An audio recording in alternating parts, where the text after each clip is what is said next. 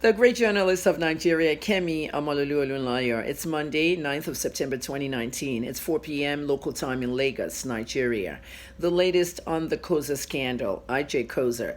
What I want to tell you is that this morning I reported that a federal high court summoned Pastor Biodun Fatoyinbo and the Dakolos to the court on this case going on the alleged rape. Well, there's been new updates on that case. There's a document that's come out that many of you have seen online, and the document basically says that they want the pastor to apologize for wrongdoing, for raping Busola, and they had specific timelines on that document. And that bothers me because it's not true. Okay, now what I want to say about not being true is, first, let's do this. The pastor was not summoned to federal court. It's to magistrate court. And the case is not a criminal case the police was investigating. It's actually a civil case that the Dakolos filed. Busola Dakolo filed the case with a 13-member legal team, okay? And that legal team is asking for 10 million naira for the cost of, I guess, the operation, the cost of putting those ads on TV. They want this apology to be on television and to also be in newspapers for consecutive days. The point is there going to be an apology letter written by Pastor Biodun Fatoyinbo? A source close to the investigation obviously confirmed to me that Busola changed some timelines in her petition. That was not supposed to happen. Who allowed that to happen?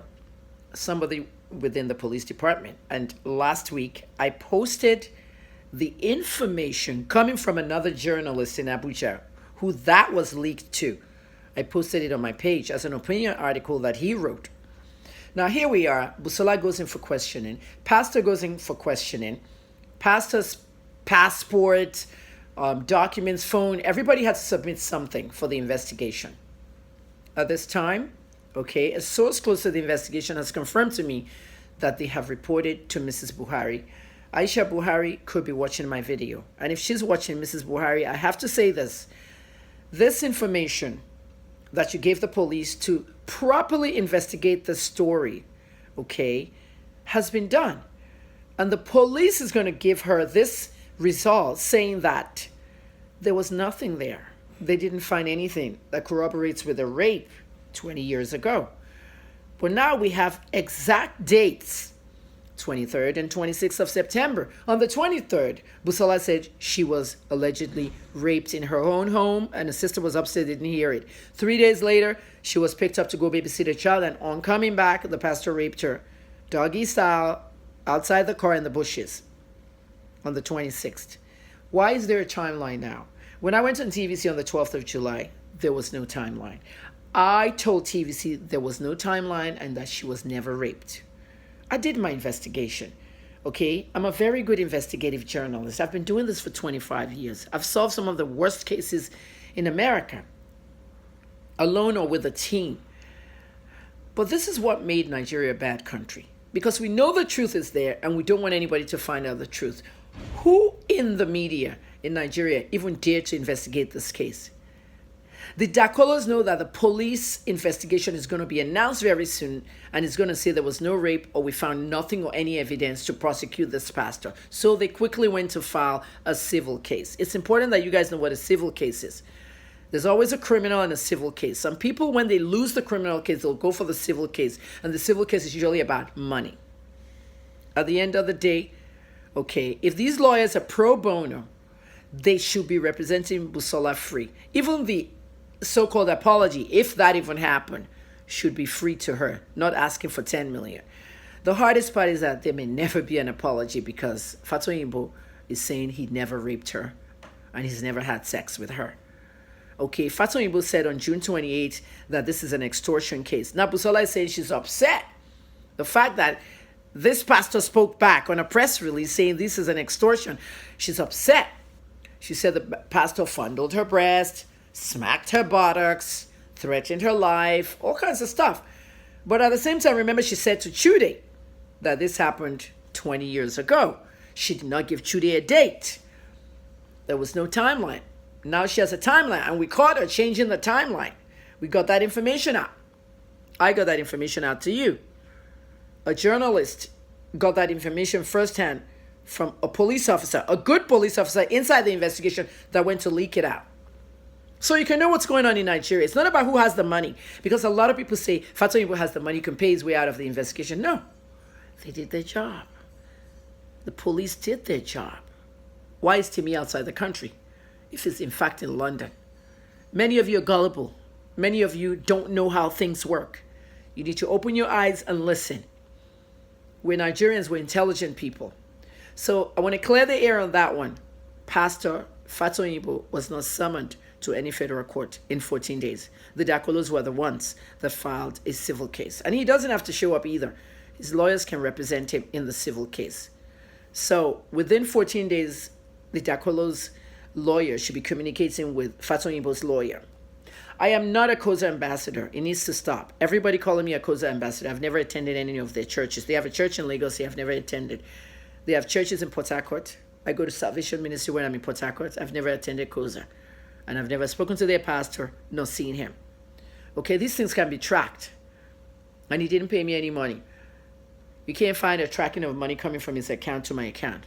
Okay, I know how I get paid. Believe me, I'm a social media influencer. YouTube, Instagram, Facebook.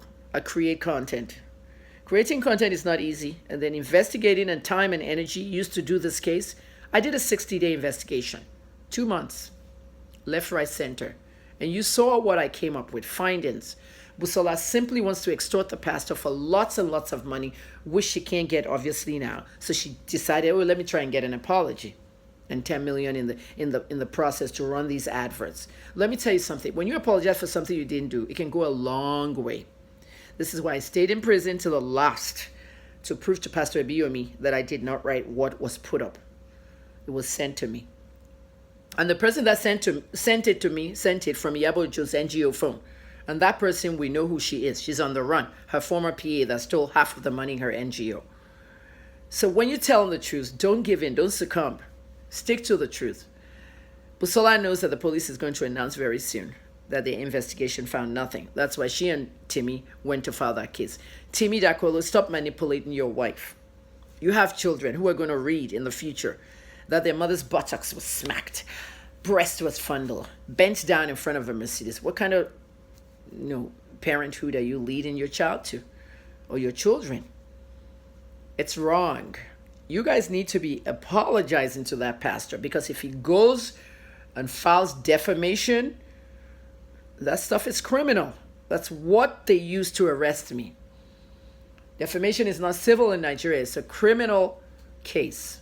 Even though I was one of those people that said we have to get defamation out of criminal in Nigeria. These are the cases where you can't get them out of criminal because some people intentionally defame people. Busola Dakwolo, I told you to confess. I told you to apologize to this pastor. Timmy, stop manipulating your wife, because this is a whole big case of blackmail. Your wife was never raped. She said that this rape, or this alleged rape, has caused her problems in her marital sex life. Her marital sex life, excuse me, I spoke to the world media, International Business Times, Punch, name it, that my female circumcision, okay, which is what they call FGM today, female genital mutilation, big name, caused me problems sexually. I've never been married, but I had kids. But when I say sexually, I still had children. However, in a marital relationship, you said this caused you problems in your sexual marital life, and you had 3 children, and you're happily ever after. Your husband said there was nothing wrong with you, Busola, when I said you were crying for days wanting to talk to the pastor. And my source told me you wanted to apologize to the pastor and get out of this scam. And I hope you guys know that somebody from your church called my father to back me off the investigation. And I also hope you know that I have proof of somebody calling me from House on the Rock to video chat with your pastor. This is exclusive. I put it to the end. Why was your pastor trying to video chat with me and your church secretary was contacting me? I have the whole thing on WhatsApp. My secretary showed it to me. It's time to confess and let this case go. I can't guarantee that Fatoyinbo won't come after you, but I have to say what I have to see as an investigative journalist. Nobody can taint my work. I'm Kemi Omololu Olunloyo. Thanks for listening.